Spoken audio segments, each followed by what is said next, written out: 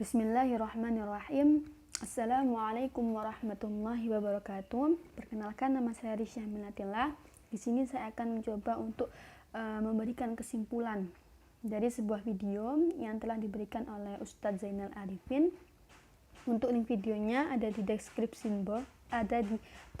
box. Kemudian video tersebut menjelaskan tentang sejarah Aqidatul Awam dan Aqaidah Khamsin. Nah, siapakah penulis Aqidatul Awam ini? Yakni Syekh Ahmad Al-Marzuki.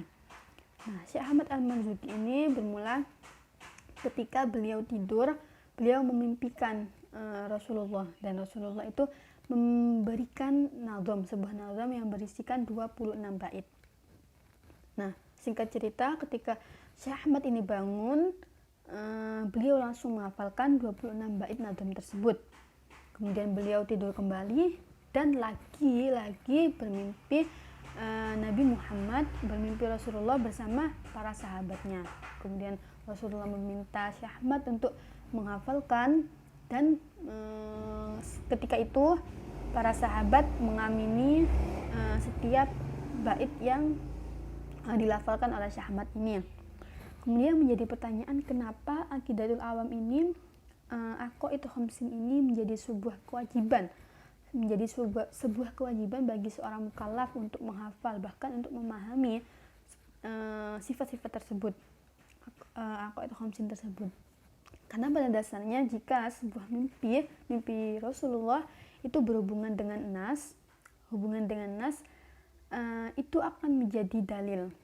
Jadi sudah sepatutnya kita untuk menghafal, bahkan memahami isi dari Aqaidah Khamsin itu.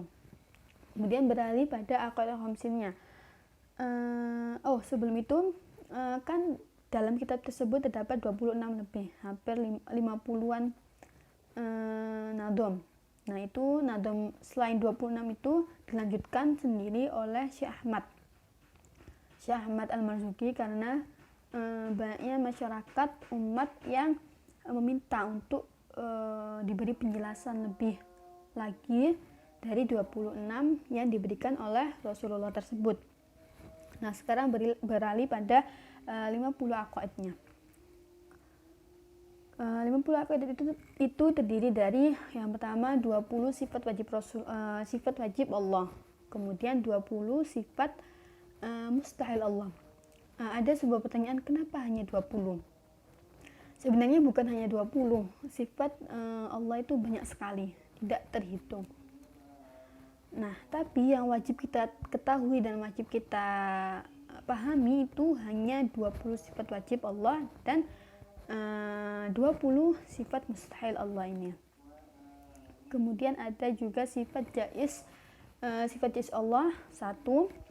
Nah, sifat jaiz ini ada juga sebuah perselisihan pendapat. Kalau di ahli sunnah wal jamaah itu kan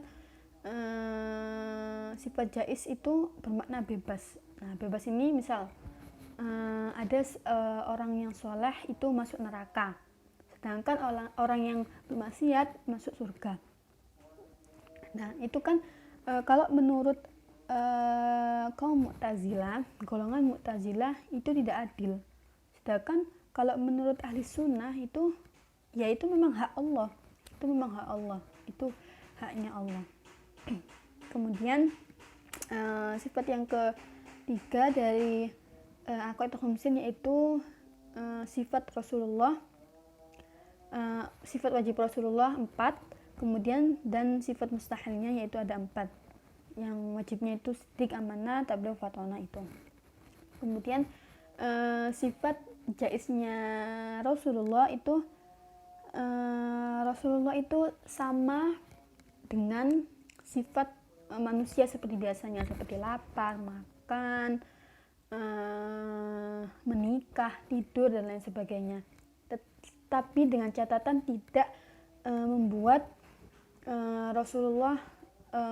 tidak membuat para rasul itu turun derajatnya. Ada sebuah kisah Nabi Ayub itu kan dulu kita mendengarnya kisahnya itu beliau sakit parah sehingga dijauhi oleh para umat, keluarganya itu dijauhi. Itu sebenarnya tidak benar, karena jika itu benar maka itu akan tidak sesuai dengan sifat-sifat yang dijelaskan di sini. Sedangkan sifatnya Rasulullah itu memang Rasul itu memang sama dengan para manusia seperti biasanya, tetapi tidak sampai membuatnya turun derajatnya begitu. Mungkin itu saja yang dapat saya simpulkan dari video tersebut. Kurang lebihnya saya mohon maaf. Wassalamualaikum warahmatullahi wabarakatuh.